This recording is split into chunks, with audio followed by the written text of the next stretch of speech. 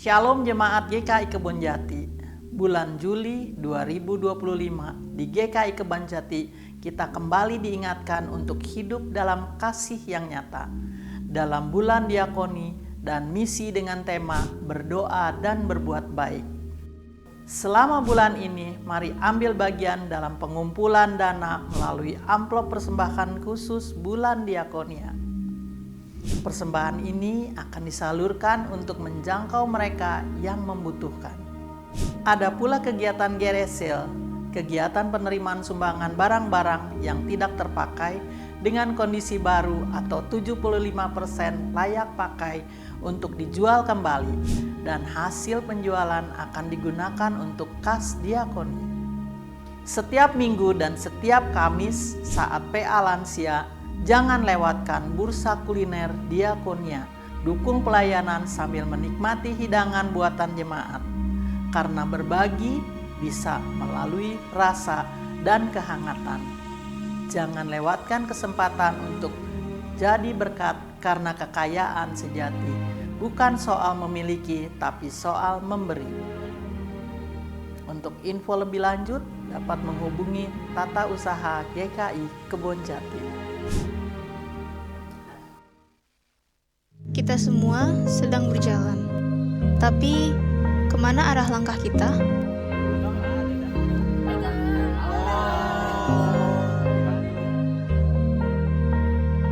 Di kelas katekisasi, kamu bertanya, kamu menemukan, kamu bertumbuh di dalam Tuhan. Ini bukan tentang kewajiban, tetapi tentang hubunganmu dengan Tuhan, dan mari mulai perjalanan itu.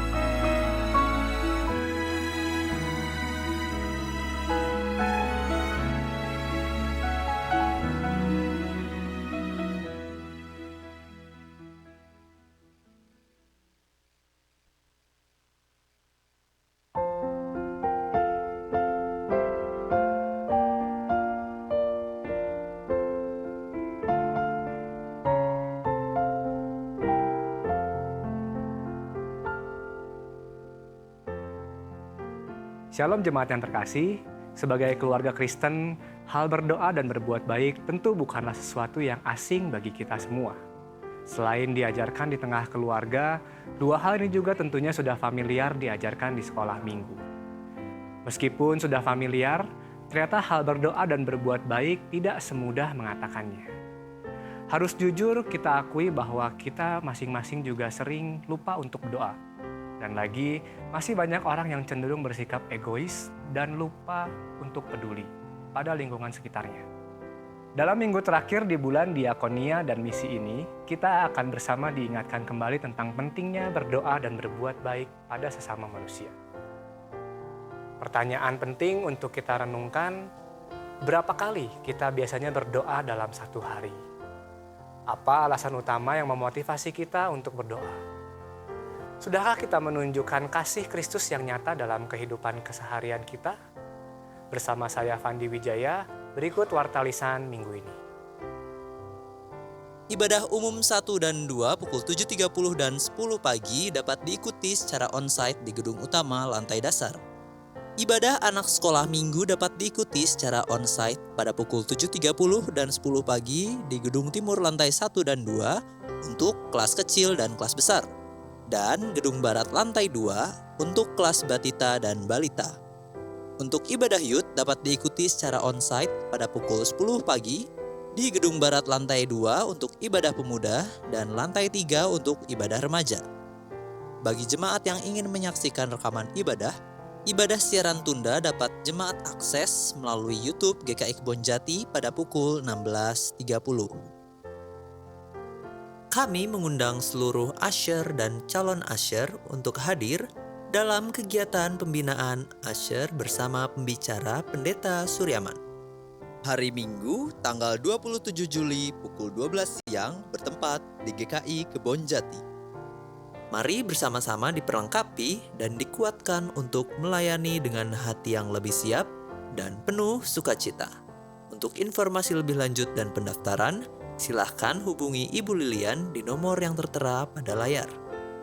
Kami tunggu kehadiran Bapak, Ibu, dan Saudara dalam kegiatan ini.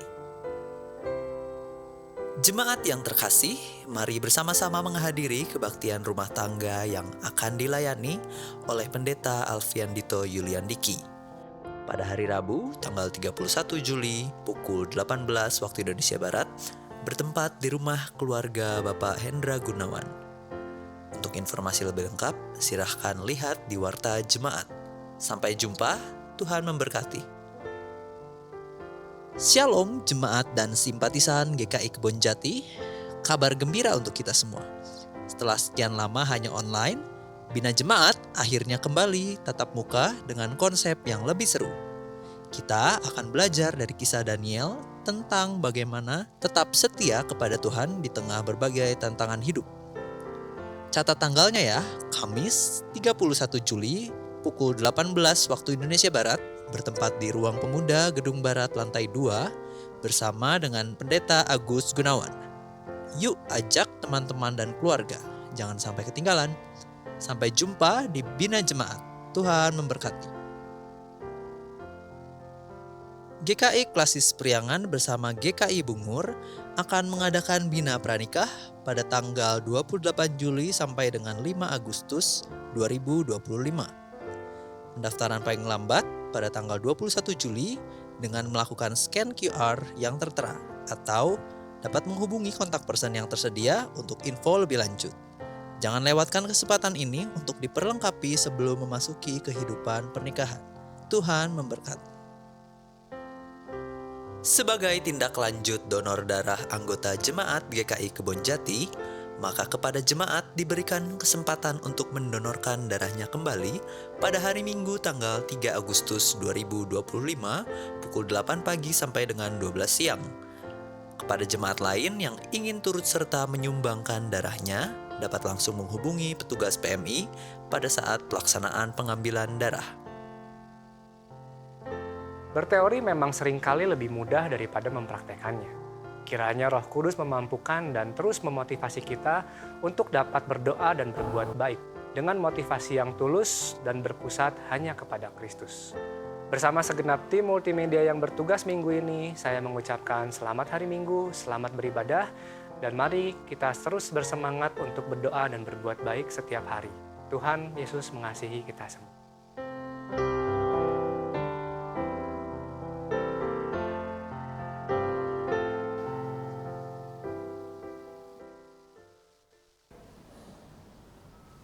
Umat yang terkasih, selamat pagi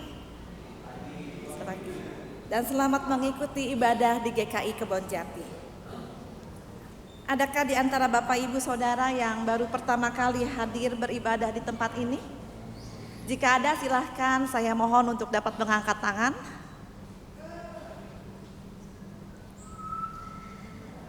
Baik ya, ibadah minggu hari ini. Umum 1 GKI Kebonjati pukul 7.30 dan umum 2 pukul 10 dilayani oleh Pendeta Yoas Adi Prasetya, Pendeta GKI Pondok Indah Jakarta. Mari kita mempersiapkan diri dengan bersaat teduh sejenak.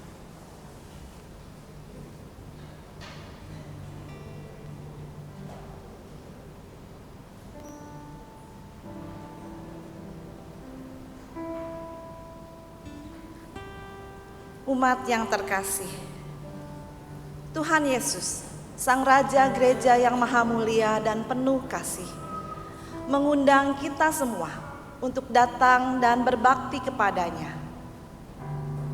Marilah dengan penuh syukur kita menyambut dan memenuhi undangan Yesus ini. Firman Tuhan dalam Mazmur 138 ayat 1 dan 2 berkata, Aku hendak bersyukur kepadamu dengan segenap hatiku, dan bermazmur bagimu di hadapan para ilah bangsa-bangsa. Aku hendak sujud ke arah bait-Mu yang kudus dan memuji nama-Mu, oleh karena kasih dan kesetiaan-Mu, sebab Kau buat nama-Mu dan janji-Mu melebihi segala sesuatu.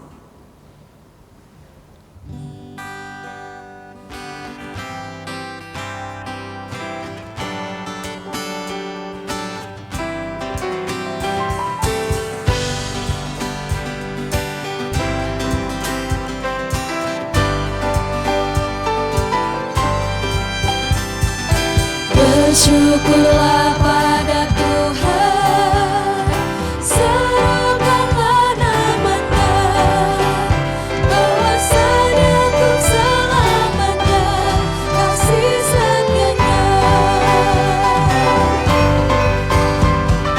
Hatiku siap ya Tuhan, bernyanyi dan bermazmur, sebab Engkau yang Maha baik, setia dan benar.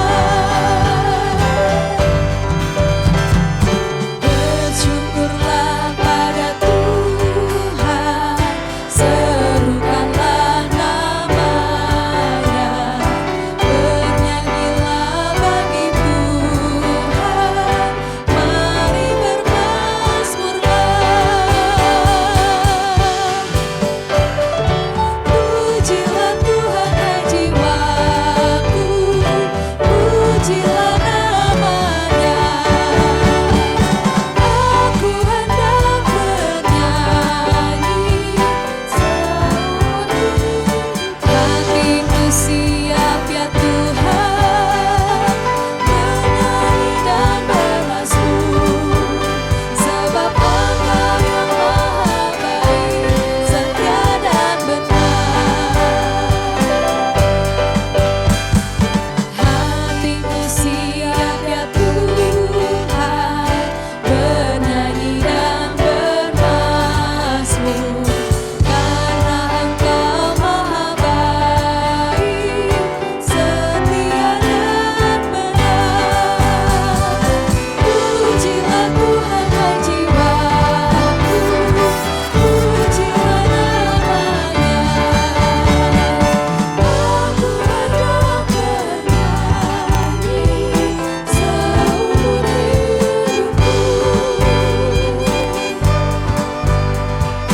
Aku hendak mengagungkan Allahku dan Rajaku, dan memuliakan nama-Nya untuk selamanya.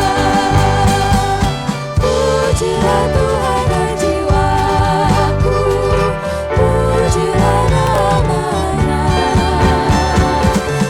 Aku hendak bernyanyi seumur hidup. Bersyukurlah pada Tuhan, serukanlah nama-Nya, bahwasanya untuk selamanya kasih setia-Nya. Bersyukurlah pada Tuhan, serukanlah nama-Nya, bahwasanya untuk selamanya kasih setia-Nya. Bahwasanya untuk selamanya kasih setia-Nya.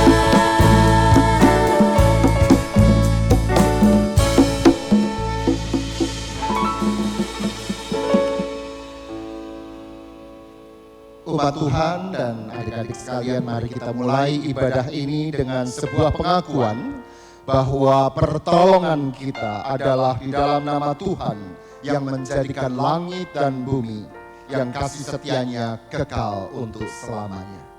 Amin.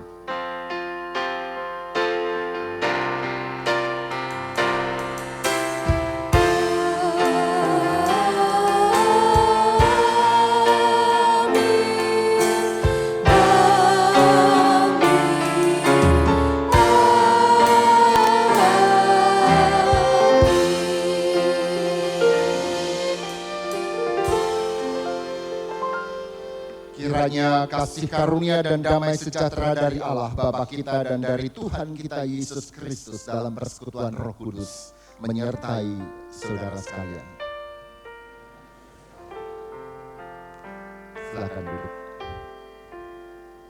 Setelah kita akan memberkati anak-anak yang akan masuk ke sekolah minggu. Selamat pagi adik-adik. Sudah siap untuk sekolah minggu? Ya. Semoga gembira, bersukacita, dan belajar sesuatu dari firman Tuhan. Mari kita berdoa memberkati mereka untuk masuk ke sekolah minggu. Tuhan, lihatlah anak-anak-Mu ini, sambutlah mereka dengan cinta-Mu, berikanlah kepada mereka kegembiraan supaya mereka dapat belajar dari sabda-Mu, belajar mencintai, belajar percaya kepada Tuhan. Sertailah sekolah minggu mereka dan kakak-kakak yang akan mendampingi, menemani perjalanan iman mereka. Biarlah di masa muda ini subur dan mekarlah hidup mereka di dalam pemeliharaan Tuhan. Kami menghantar adik-adik kami ini dengan penuh kegembiraan, cinta kasih. Terima kasih ya Tuhan, terima kasih. Di dalam nama Tuhan kami Yesus Kristus kami berdoa. Amin. Selamat sekolah minggu adik-adik semua. Tuhan berkati.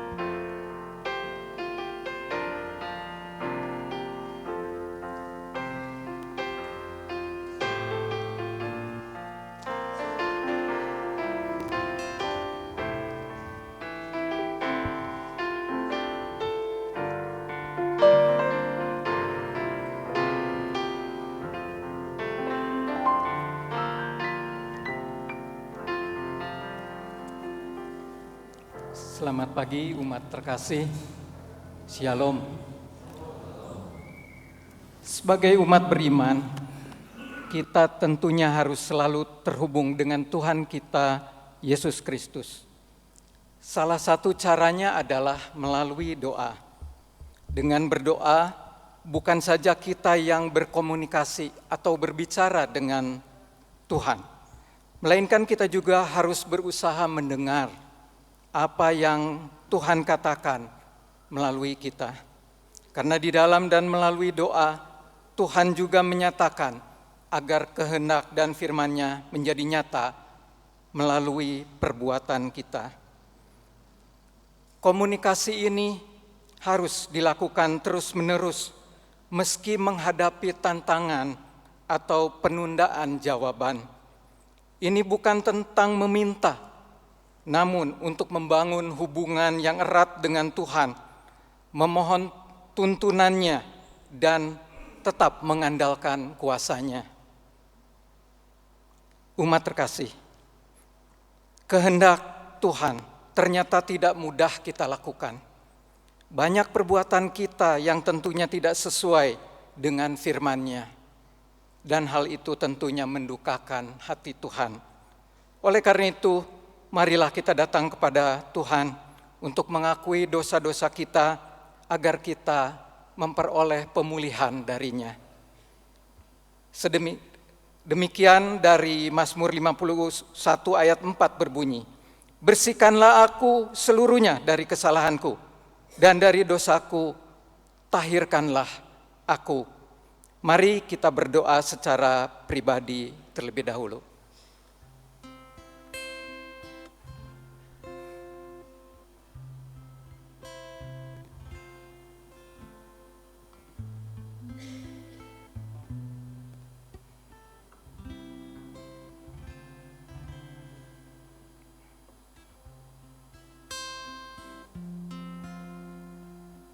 Tuhan yang Maha Penyayang, darah mulia yang Engkau curahkan kiranya melimpahi kami dengan pengampunan.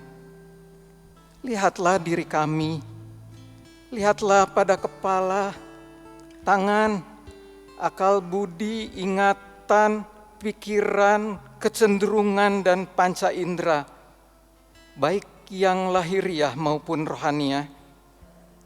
Cucilah dan bersihkanlah ya Tuhan semuanya melalui curahan darah dan air yang mengalir dari hati Yesus.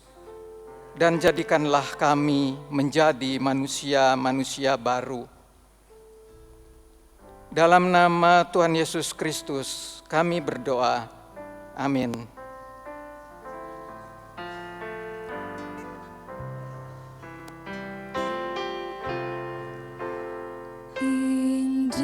Indahnya saat yang teduh menghadap tahta Bapa-Ku.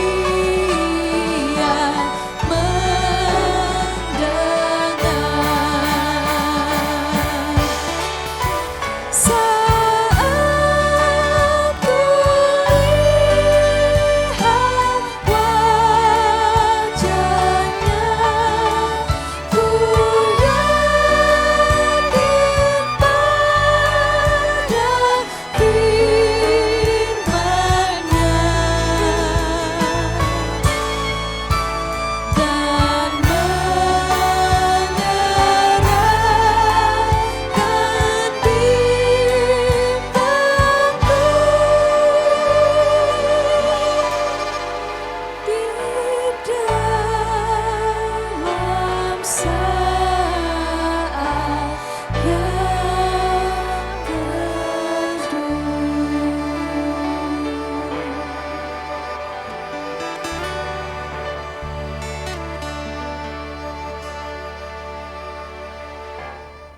Umat yang terkasih, bagi kita yang telah mengakui dan menyesali dosa-dosa yang telah kita perbuat, yakinlah bahwa kemurahan Tuhan akan mengampuni dosa-dosa kita. Kini terimalah berita anugerah yang diambil dari 2 Korintus 5 ayat 17, demikian. Jadi, siapa yang ada di dalam Kristus, ia adalah ciptaan yang baru. Yang lama sudah berlalu, sesungguhnya yang baru sudah datang. Demikianlah berita anugerah dari Tuhan. Syukur kepada Allah. Di dalam Kristus engkau telah diampuni. Di dalam Kristus engkau pun telah diampuni. Damai Kristus bagimu. Damai Kristus bagimu juga. Karena Allah telah mengampuni kita melalui pengorbanan putranya, marilah kita juga berdamai dengan sesama kita. Salam damai bagi kita semua.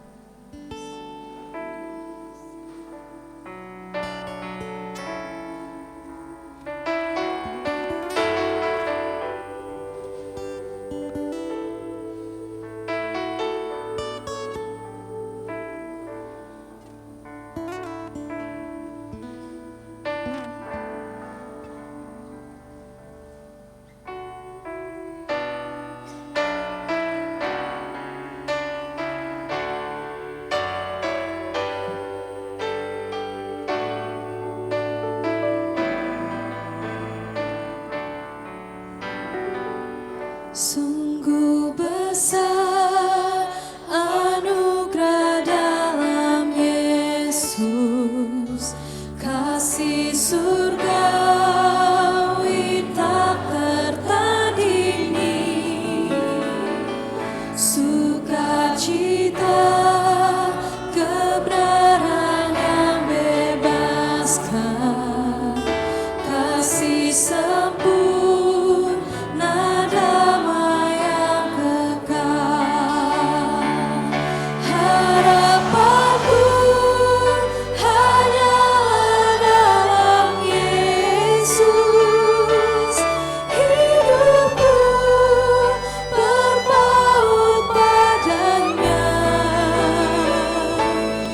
Oh, betapa indah dan mulia bagianku, karena Dia Kristus dalamku.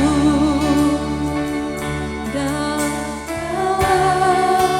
ku tak pernah sendiri, di pihakku Sang Penyelamat serta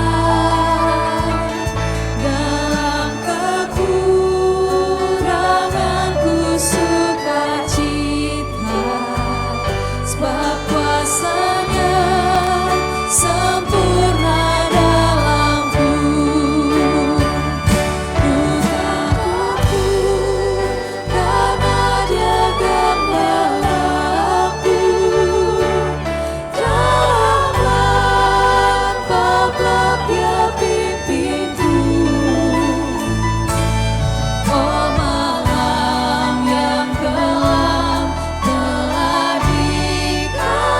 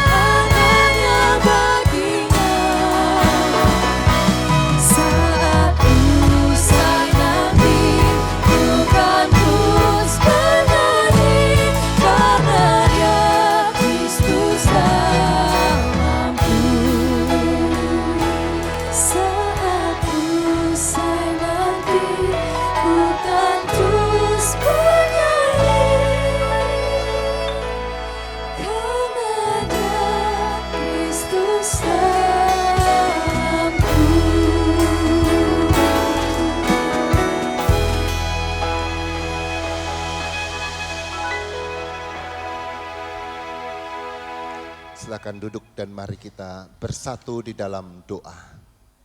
Kita berdoa. Ya Allah, melalui Kristus, Dikau mengajar para murid dan kami semua untuk gigih berdoa. Agar kami dapat menghidupi relasi yang intim denganmu.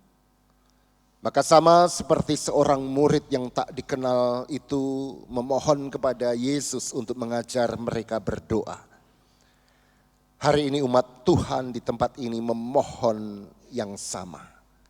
Ajarilah kami untuk berdoa, untuk terus memohon, untuk terus berada dalam dekapan cintamu. Maka bersabdalah ya Allah.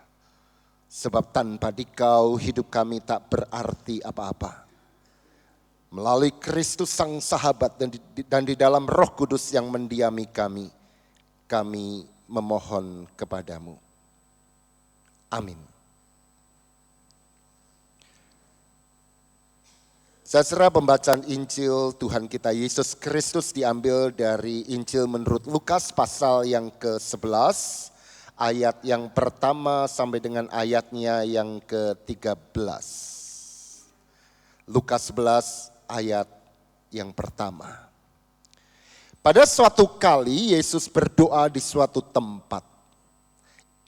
Ketika ia selesai berdoa, berkatalah seorang dari murid-muridnya kepadanya, Tuhan, ajarlah kami berdoa sama seperti yang diajarkan Yohanes kepada murid-muridnya. Jawab Yesus kepada mereka, apabila kamu berdoa, katakanlah. Mari kita baca sampai ayat yang keempat bersama-sama. 2, 3. Bapa, dikuduskanlah namamu, datanglah kerajaanmu. Berilah kami setiap hari makanan kami yang secukupnya. Dan ampunilah dosa-dosa kami, sebab kami pun mengampuni setiap orang yang bersalah kepada kami. Dan janganlah membawa kami ke dalam pencobaan. Lalu katanya kepada mereka, jika seorang di antara kamu mempunyai seorang sahabat dan pada tengah malam pergi kepadanya dan berkata kepadanya, sahabat, pinjamkanlah kepadaku 3 roti, sebab seorang sahabatku yang sedang berada dalam perjalanan singgah ke rumahku, dan aku tidak mempunyai apa-apa untuk dihidangkan kepadanya. Bagaimana mungkin ia yang ada di dalam rumah itu akan menjawab, jangan mengganggu aku, pintu sudah tertutup, dan aku serta anak-anakku sudah tidur. Aku tidak dapat bangun dan memberikannya kepadamu. Aku berkata kepadamu, sekalipun ia tidak mau bangun dan memberikannya kepadanya karena orang itu adalah sahabatnya, tetapi karena sikapnya yang tidak malu itu, ia akan bangun juga dan memberikan kepadanya apa yang diperlukannya. Karena itu aku berkata kepadamu, mintalah, maka akan diberikan kepadamu. Carilah, maka kamu akan mendapat. Ketuklah, maka pintu akan dibukakan bagimu. Sebab setiap orang yang meminta menerima, setiap orang yang mencari mendapat, yang mengetuk baginya pintu dibukakan. Bapa manakah di antara kamu jika anaknya minta ikan akan memberinya ular sebagai ganti ikan? Atau jika ia minta telur yang akan memberinya kalajengking? Jadi jika kamu yang jahat tahu memberi pemberian yang baik kepada anak-anakmu, apalagi Bapamu yang di surga, ia akan memberikan Roh Kudus kepada mereka yang meminta kepadanya. Demikianlah Injil Tuhan kita Yesus Kristus. Berbahagialah mereka yang mendengarkan sabda Allah dan memeliharanya. Haleluya.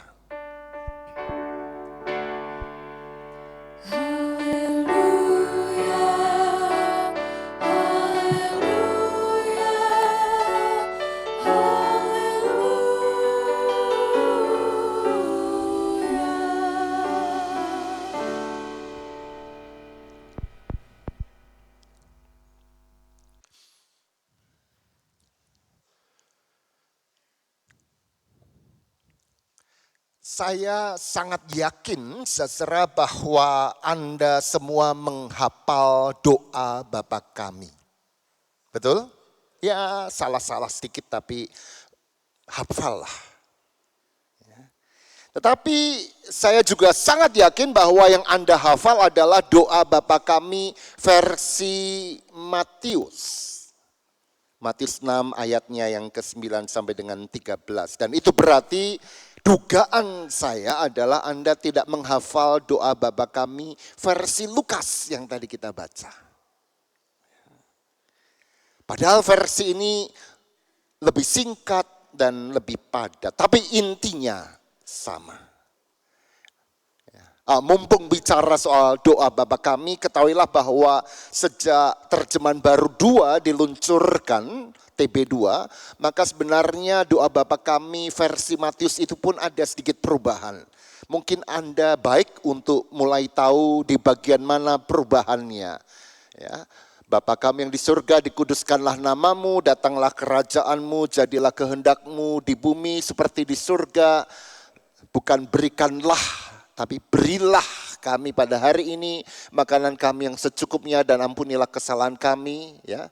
Bukan ampunilah kami akan kesalahan kami, langsung ampunilah kesalahan kami. Seperti kami juga mengampuni orang yang bersalah pada kami dan janganlah membawa kami ke dalam pencobaan.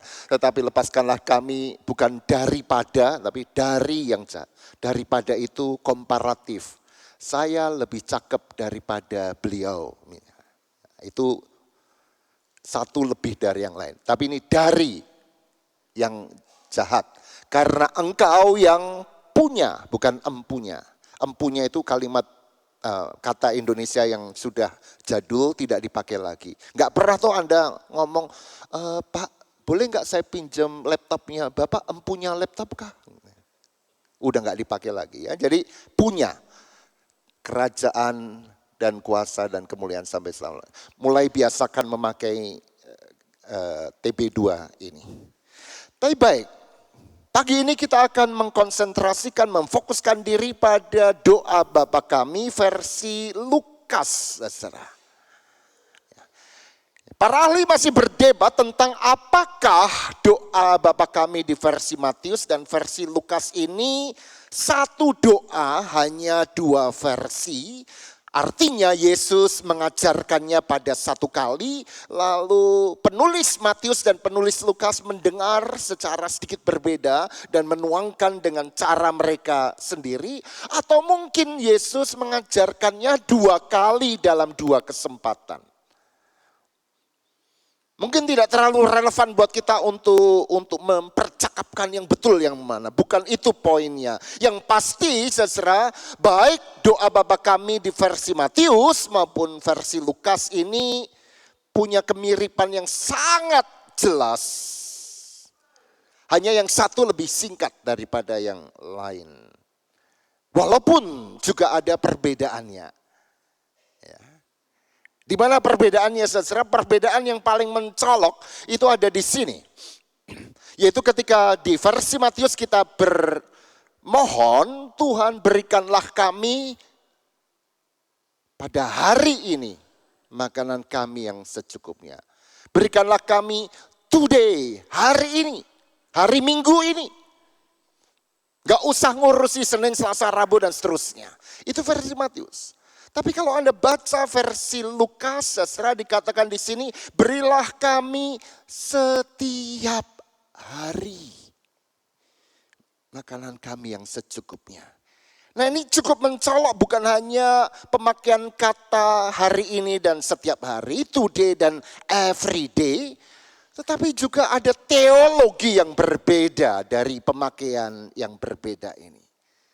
Anda pernah membaca ketika Yesus mengatakan, barang siapa yang mau mengikut aku, dia harus menyangkal dirinya. Betul? Lalu apa?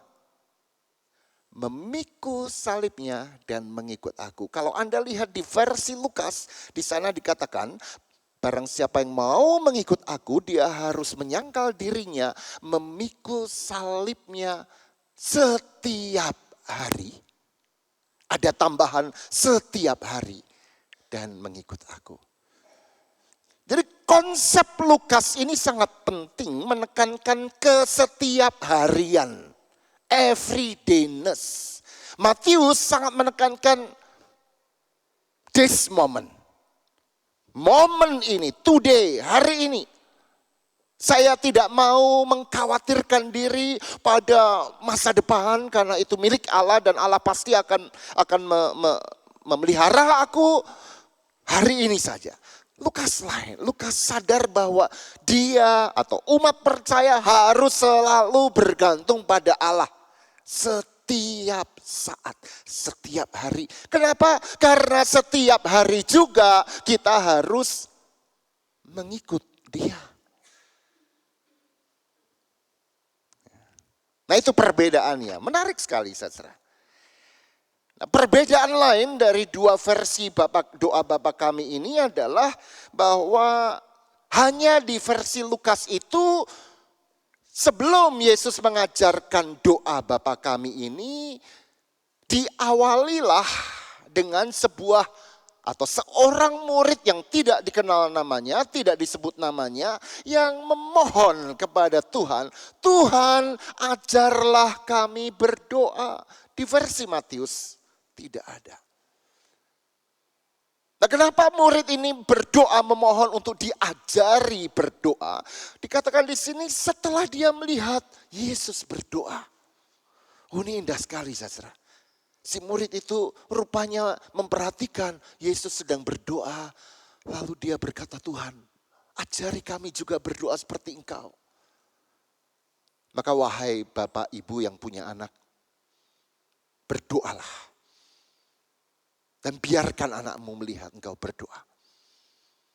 Supaya mereka belajar juga berdoa. Nah, tetapi yang menarik di sini adalah bahwa ketika murid itu meminta supaya Yesus mengajar mereka berdoa, yang diminta itu sesungguhnya bukan teknik berdoa. Jangan pernah ajarkan anak Anda melulu soal teknik berdoa, lipat tangan, tutup mata. Bukan soal teknik, bukan juga teori doa. Apa itu teori doa? Misalnya, kalau berdoa harus dimulai dengan ucapan syukur, memuji Tuhan, mintanya belakangan. Harus diakhiri dengan dalam nama Yesus. Itu teori, itu penting, itu perlu, itu harus kita pahami. Tapi bukan itu yang sedang diminta oleh para murid itu. Para murid itu juga, atau murid itu juga tidak meminta Yesus mengajar mereka, beri kami rapalan. Doa baku yang bisa kami hafal, kami rapal. Seperti yang kita lakukan setiap minggu, bukan? Hafalan yang terus kita ucapkan. Bukan, saudara. Tetapi ketika murid itu meminta Yesus mengajari mereka berdoa, yang dia minta tidak lain dan tidak bukan adalah, dan ini semangat dari permintaan murid itu, seolah-olah murid itu berkata, Guru please, tunjukkan isi hatimu. Ceritakan kepada kami, seperti apa persekutuanmu yang akrab dan karib itu dengan Sang Bapa. Izinkan kami mengintip isi hatimu. Kenapa ini penting? Sebab sejak zaman perjanjian lama, umat Allah yang melihat Allah itu begitu jauh, mereka berdoa begitu keras.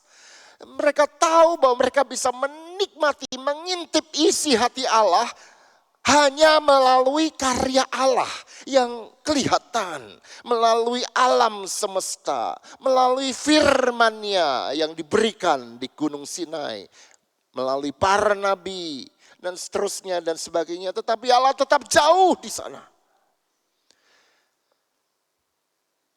Tetapi hari itu si murid itu bersama teman-temannya melihat bahwa Allah yang jauh itu ternyata begitu dekat. Mereka jumpai, mereka alami di dalam satu pribadi, yaitu Yesus Kristus, Sang Anak itu.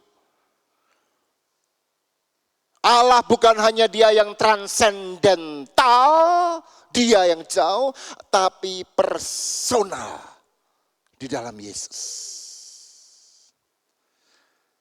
Dan mereka merasakan pesona, pancaran keakraban Yesus dan Sang Bapa ketika melihat Yesus berdoa.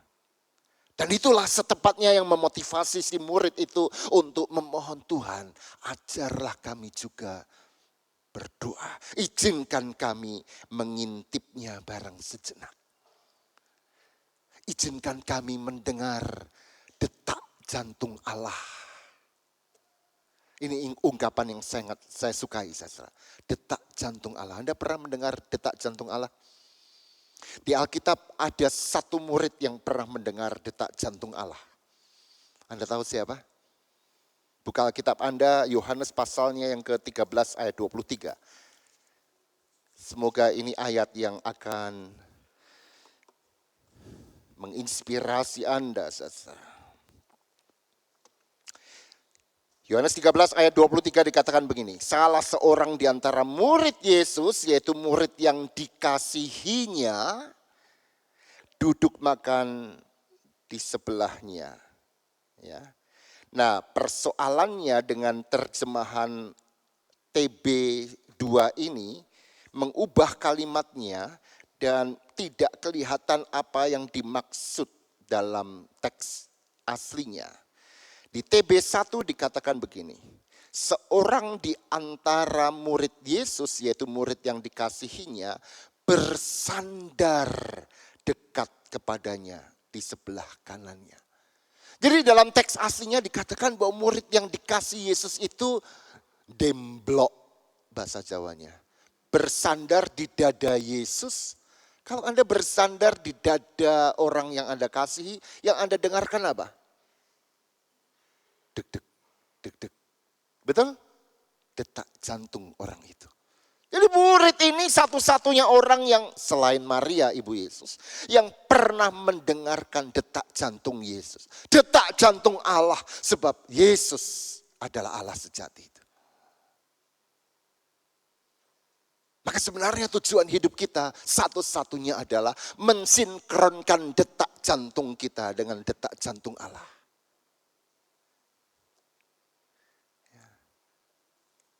Jadikan itu mimpi Anda. Jadi sesungguhnya saudara, doa adalah gerak hati untuk mendekat pada gerak hati Allah. Berbicara pada Allah. Tapi lebih dari itu mendengar apa yang Allah katakan kepada kita. Ibu Teresa suatu kali pernah ditanya oleh seorang jurnalis, Bunda, apa yang menjadi rahasia Bunda bisa berkarya melayani orang miskin luar biasa selama jangka waktu yang panjang dan lama ini? Dan dia berkata doa. Lalu ketika Bunda berdoa, apa yang Bunda katakan? Oh, saya hanya mendengar Allah. Lalu apa yang Allah katakan? Oh, Allah mendengar juga. Jadi saling mendengar.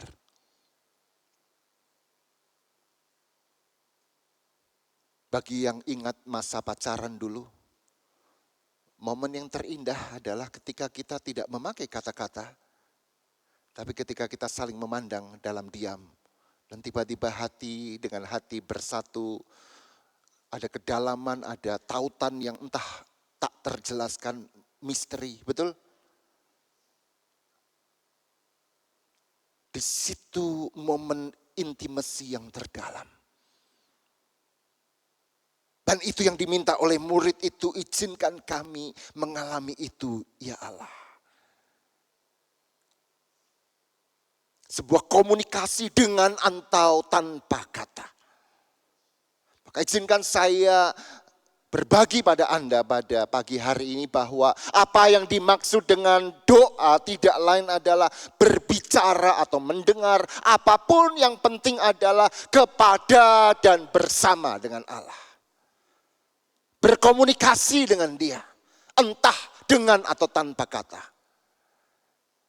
Dan itulah sesungguhnya makna dari teologi.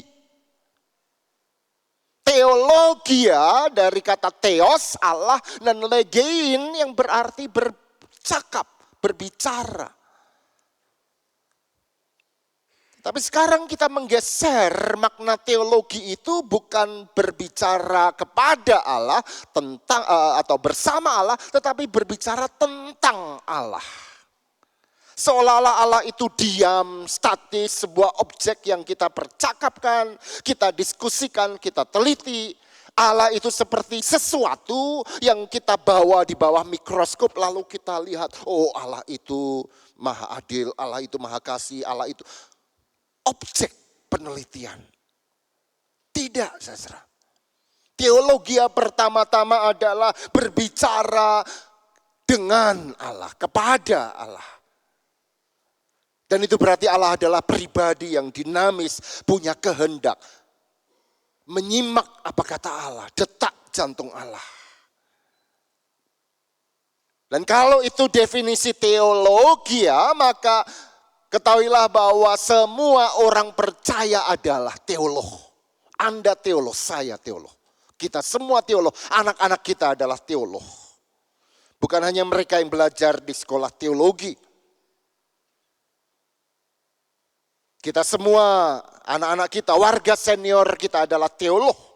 Sejauh kita berbicara, bercakap, menyimak Allah.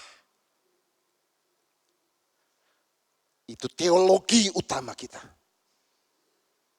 Jadi jangan lagi Anda berkata, oh saya bukan teolog. Ya. Pak Diki atau Ibu Agnes yang teolog. Kita semua adalah teolog. Karena kita berbicara pada Allah. Bahkan kalaupun itu terjadi dalam gelap, dalam diam. Oh kalau gitu teologi itu bukan percakapan tentang Allah. Itu juga. Tapi itu second step. Step kedua. Apa gunanya kita berbicara tentang Allah kalau kita tidak pernah berbicara kepada Allah, betul? Berbicara tentang Allah membutuhkan intelektualitas, kognisi. Tapi berbicara kepada dan bersama Allah membutuhkan relasi. Maka ini yang mau saya katakan secara relasi lebih penting dari kognisi. Karena kita semua adalah teolog, karena kita berelasi dengan Allah, maka kita semua adalah teolog. Kita berelasi. Kenapa relasi ini lebih penting daripada kognisi? Karena yang pertama relasi ini yang mengutuhkan hidup. Hanya karena kita berelasi dengan Allah, hidup kita diutuhkan oleh relasi itu. Tetapi yang kedua, karena hidup yang utuh itu kemudian bergantung kepada Allah itu. Dan itulah yang mau dikatakan, dijelaskan, diajarkan Yesus dalam doa Bapa kami. Kebergantungan total kepada Sang Bapa.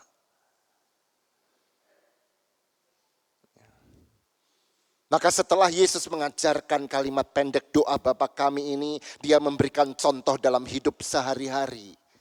Contohnya sangat menarik tentang seseorang yang memohon kepada tetangganya, tolong kasih saya 3 buah roti. Kenapa? Karena sahabat saya mampir mendadak.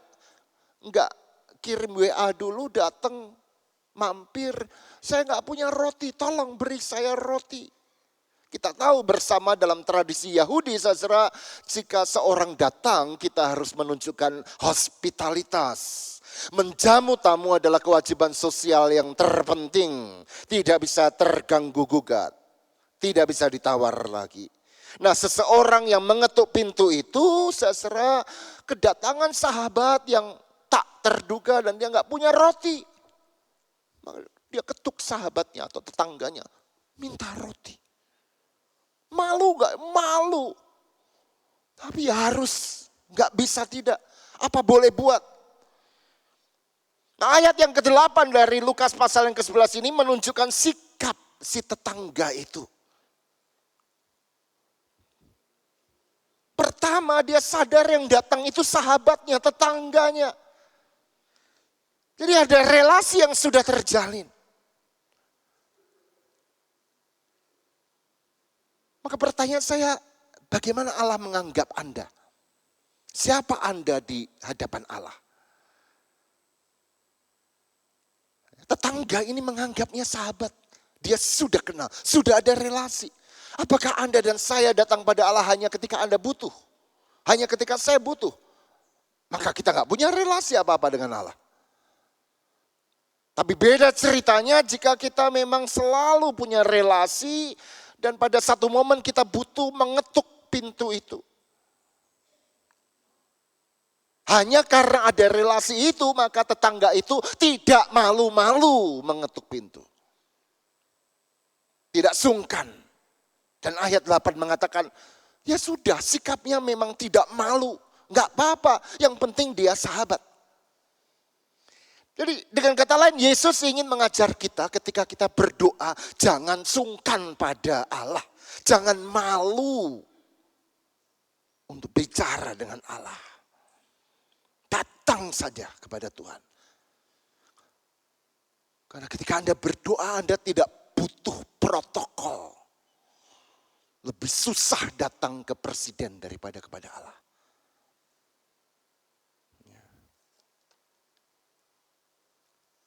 Allah kita bukanlah pejabat. Allah kita adalah sahabat. Tidak tahu malulah Anda kepada Allah. Biarlah itu terjadi. Karena dia sahabat kita. Hanya kepada sahabat kita tidak pernah merasa malu. Nah di ayat yang ke-9 saudara ini kemudian dilanjutkan kembali bahwa sikap tidak malu dan tidak sungkan ini ditunjukkan dengan 3 usaha yang gigih. Resilient. Apa itu? Dikatakan minta, maka kamu akan dapat. Kalau enggak dijawab ketika minta, cari, kejar sahabatmu itu. Maka engkau akan menemukannya. Kalau tetap enggak dapat, ketoklah pintu. Sampai dibuka, gedor sampai dibukakan. Nah itu yang diajarkan. Jika Anda memang menganggap Allah sebagai sahabatmu dan Allah menganggapmu sebagai sahabatnya. Allah lebih suka sahabat-sahabatnya Anda dan saya, saudara, yang tidak tahu malu tapi terus bergantung pada Allah daripada orang-orang Kristen yang sopan, yang santun, tapi tidak pernah menganggap Allah sebagai sahabat yang dapat diandalkan. Pertanyaannya apakah itu berarti Anda akan dikabulkan doanya? Ya belum tentu juga. That's not the point. Poinnya adalah datanglah pada sahabatmu. Anda pernah punya sahabat yang susah, punya masalah, datang pada Anda, minta bantuan dan Anda gak bisa menolong apa-apa. That's not the point. The point adalah datang. Dan dengan itu kita kemudian punya kekuatan baru. Jangan pernah malu. Cari, minta. Gedor pintu hati Allah. Biarlah kita menjadi seperti bayi yang tidak pernah malu pada ibu bapaknya. Buat ibu-ibu yang ingat punya bayi, pernah bayi Anda minta susu gitu lalu malu? Nggak pernah, langsung aja cucu nangis. Malam-malam pukul 2 kalau lapar tinggal nangis. Membangunkan papa mama yang sudah tidur lelap. Dan kalau popoknya basah dan tidak nyaman, nangis. Enggak malu-malu. Saya ingat tugas saya membersihkan popok, tugas istri saya menyusui. Dan peristiwa yang paling saya sukai adalah kalau ketika buka popok, buka pampers, buka lalu cur kena ke muka. Dan itu momen yang paling menyenangkan. Selain rasanya asin juga. Dan kita sebagai orang tua kan gak pernah kan ngomong kepada anak kita, woi, tahu gak sih jam berapa sekarang? Besok aja kantor persusuan buka jam 8 pagi. Gak ada. Karena ini anak kita, sahabat kita. Dan Allah kita adalah sahabat yang pasti memahami semua keluh kesah kita. Dia adalah ayah ibu kita yang mengasihi kita begitu dalamnya. Dia bukan pejabat, apalagi pejabat Indonesia. Yang tuli pada kebutuhan rakyatnya, tidak peduli pada tangisan mereka yang membutuhkan. Dia adalah sahabat kita. Cari dia, gedor dia, gak usah malu. Itu sebabnya Yesus membandingkan Bapa surgawi itu dengan Bapa duniawi. Mana ada sih Bapa duniawi Anda dan saya yang anaknya minta apa? Minta ikan diberi ular, minta telur diberi kalajengking. Apalagi Bapa di surga.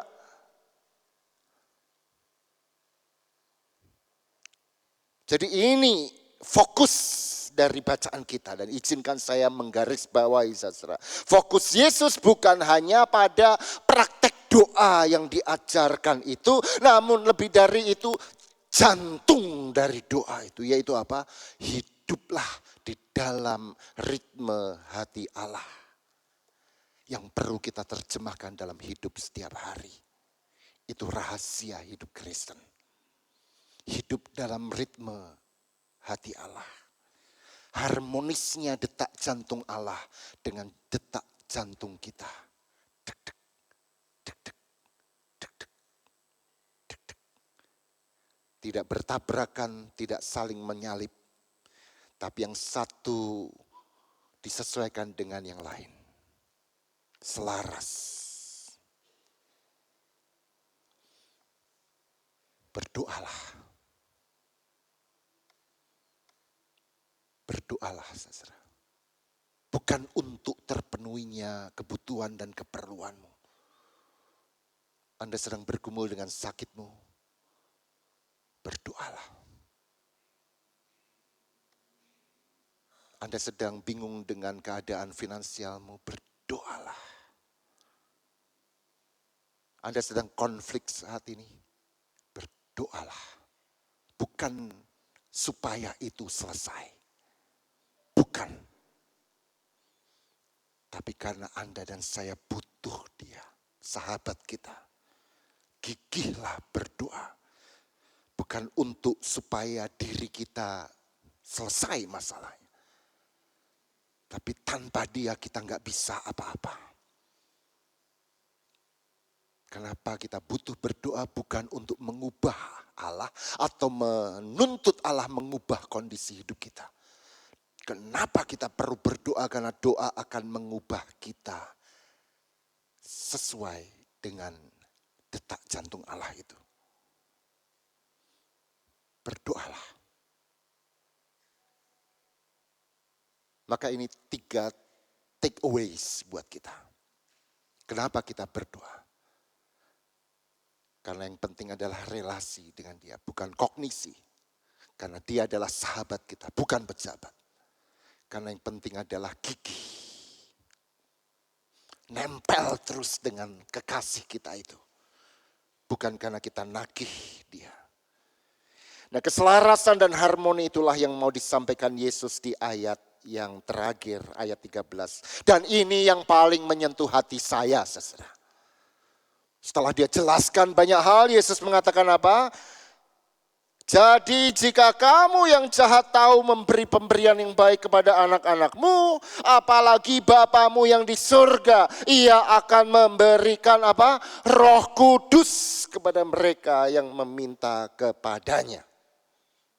Saudara, lama saya merenung soal ini. Roh Kudus yang diberikan.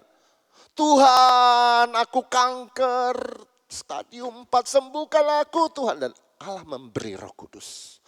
Tuhan gak punya duit nih, dipecat. Tuhan memberi apa? Roh Kudus. Tuhan, lihat istriku, lihat suamiku, kami konflik 2 bulan gak tidur sekamar. Tolong Tuhan, Tuhan beri apa? Roh Kudus. Allah kita bukan Allah vending mesin, saudara, masukkan koin, cengkling, setuju, Coca-Cola muncul. Sesuai harapan kita. Allah kita bukan Allah yang reaktif setelah kita aktif meminta. Permintaannya A, Tuhan harus wajib kasih A. Permintaannya B, Allah wajib memberikan B. Itu Allah yang reaktif. Allah langkah kedua. Langkah pertama kita tidak. Kenapa kita meminta? Bukan untuk mendapat apa yang kita minta. Tetapi karena kita mau menyelaraskan hidup kita, detak jantung kita dengan hati Allah. Dan Allah akan memberikan Roh Kudus itu. Kenapa Roh Kudus, saudara? Karena Roh Kudus itu adalah pribadi Allah. Kenapa bukan Yesus yang diberikan, tapi Roh Kudus? Ketika Yesus mengatakan Sang Bapa akan memberikan Roh Kudus, itu berarti Allah memberikan dirinya sendiri. Pada akhirnya selapar apapun anak itu minum susu, yang dia lebih butuhkan adalah ibunya. Dipeluk, didekap oleh ibunya. Bukan susunya. Dan yang kedua, karena Roh Kudus itu adalah Allah yang mendiami kita. Jadi pemberian Allah ini pemberian yang jauh lebih berharga daripada enggak punya duit, kesembuhan dan seterusnya dan sebagainya. Ketahuilah bahwa Bapa selalu dipahami sebagai Dia yang jauh, yang transenden, yang suci, yang tak terjamah. Yesus Sang Anak dipahami sebagai Dia yang mendampingi kita. Yang bisa kita lihat. Ada raganya, tapi sekarang tidak bisa kita lihat.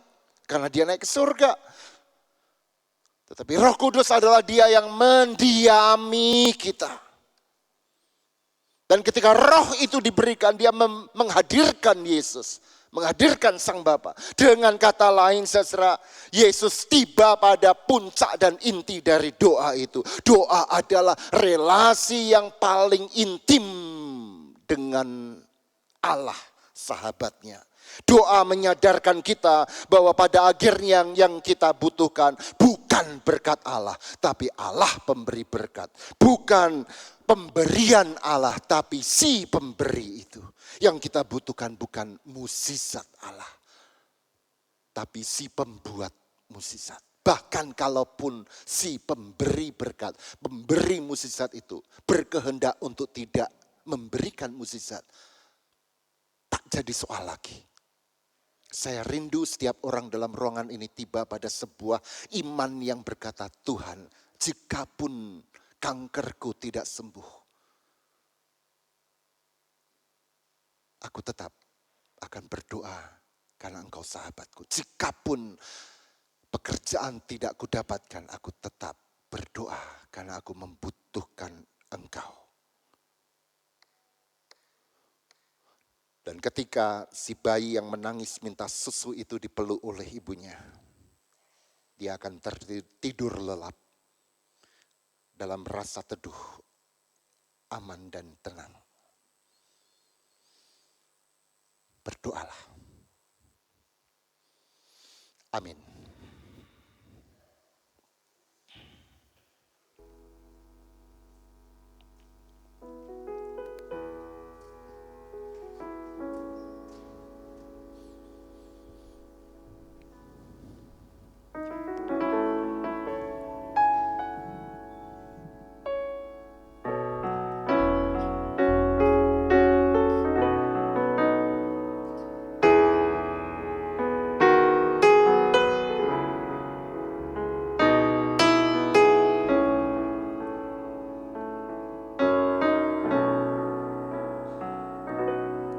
Saat ku berjalan, kasih-Mu menerangi langkahku. Takut, takut, tak ku bimbang, karena ku tahu Kau bersamaku. Kau lebih tahu yang terbaik bagiku.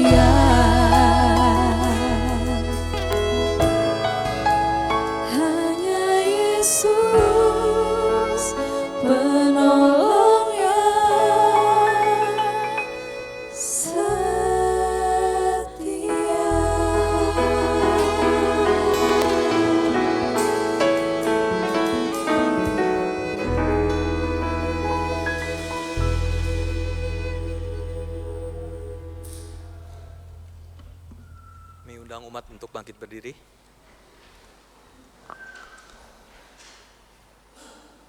Marilah kita bersama dengan umat Allah di masa lalu, masa kini, dan masa yang akan datang untuk kembali mengikrarkan pengakuan iman kita seturut dengan pengakuan iman rasuli demikian.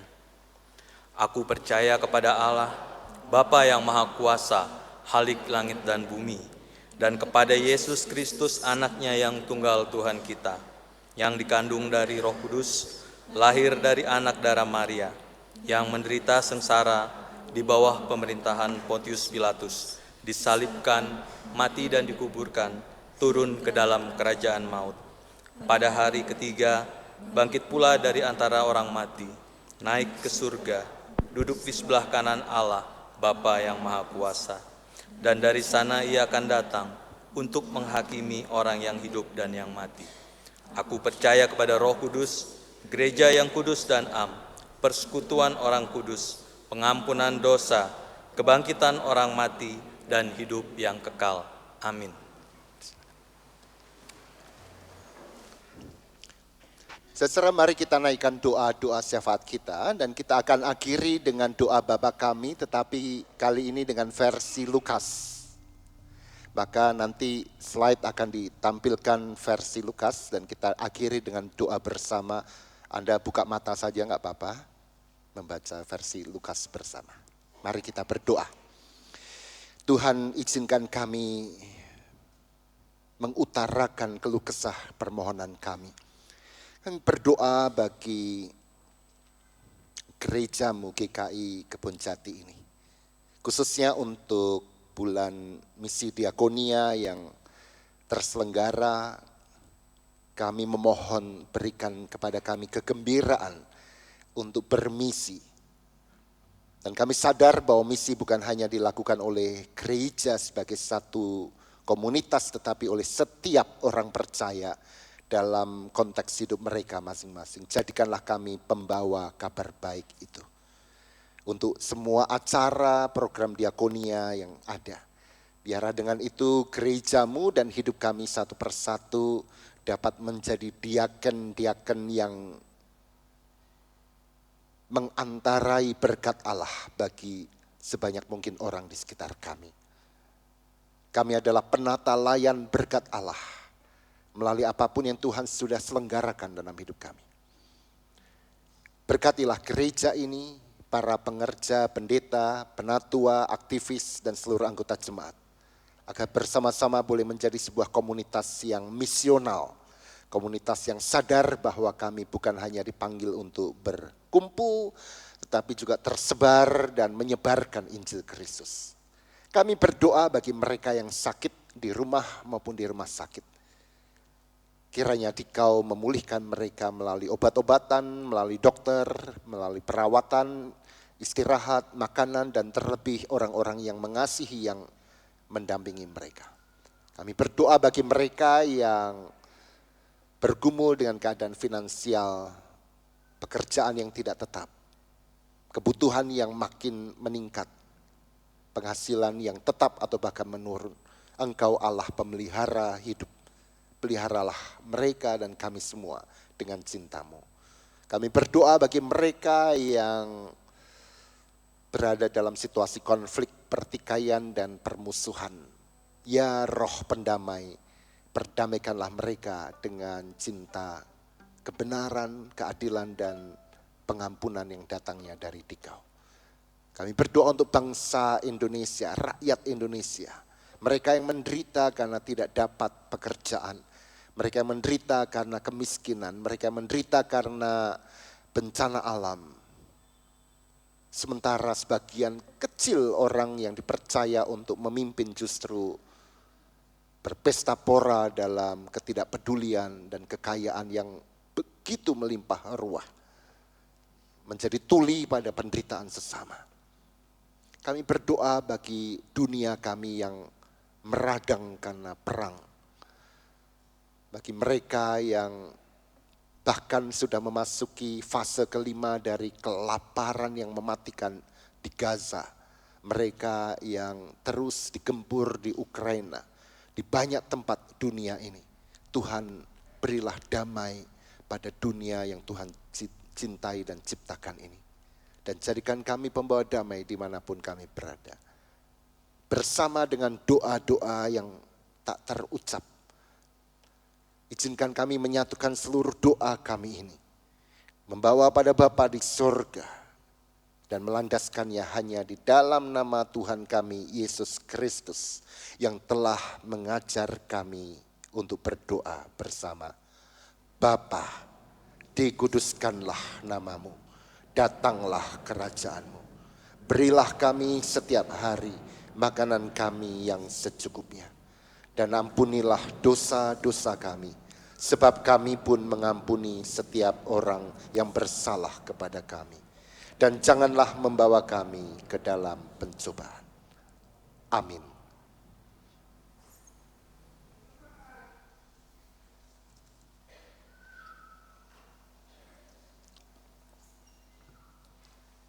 Umat yang terkasih, marilah kita mengungkapkan syukur untuk segala kebaikan yang Tuhan Yesus sudah anugerahkan dalam hidup kita. Firman Tuhan dalam Ibrani 13 ayat 15-16 berkata, "Sebab itu, marilah kita melalui Dia senantiasa mempersembahkan kurban syukur kepada Allah, yaitu ucapan bibir yang memuliakan namanya. Janganlah kamu lalai untuk berbuat baik dan memberi bantuan, sebab kurban-kurban demikianlah yang berkenan kepada Allah."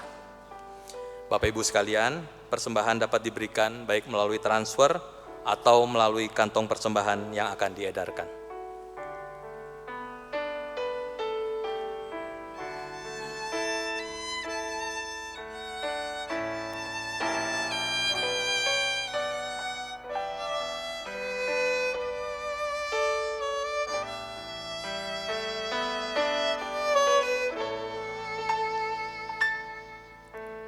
Jika jiwaku berdoa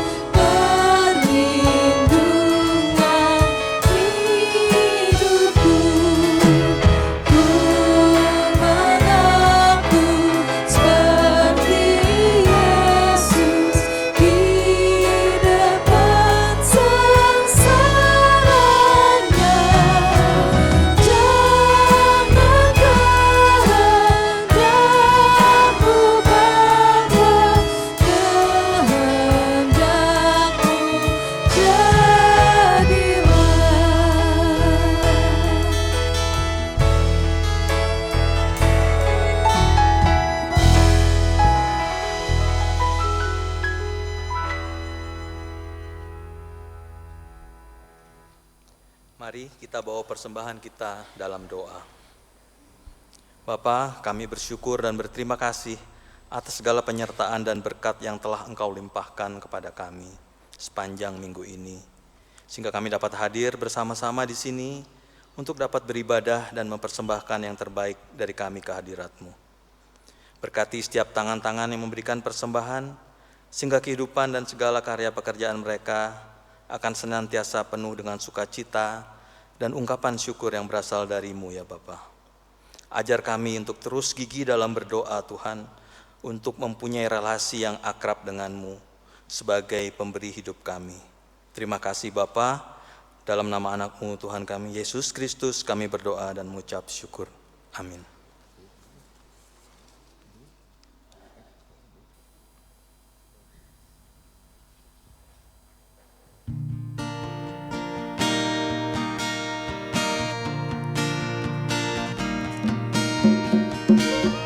Jemaat yang terkasih, sebagai umat yang telah ditebus dan diselamatkan, mari kita memberikan hidup kita untuk menjadi berkat untuk sesama, karena Tuhan menginginkan kita untuk menjadi terang dan garam dunia. Oleh karena itu, mari kita sama-sama katakan, jadilah suluh, jadilah terang, jadilah garam dunia. Perintah Tuhan pada kita, jadilah suluh. Mari sekali lagi kita katakan, jadilah suluh, jadilah terang, jadilah garam dunia. Perintah Tuhan pada kita, jadilah suluh dunia. Sungguh inginkah engkau lakukan hal besar, jangan tunggu tiba saatnya. Ini tugasmu, kerjakan dengan baik benar, jadilah suluh dunia.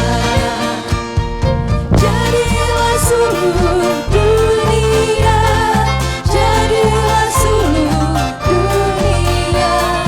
Mungkin ada yang terhibur karena sinarnya, jadilah suluh dunia. Kau pun dapat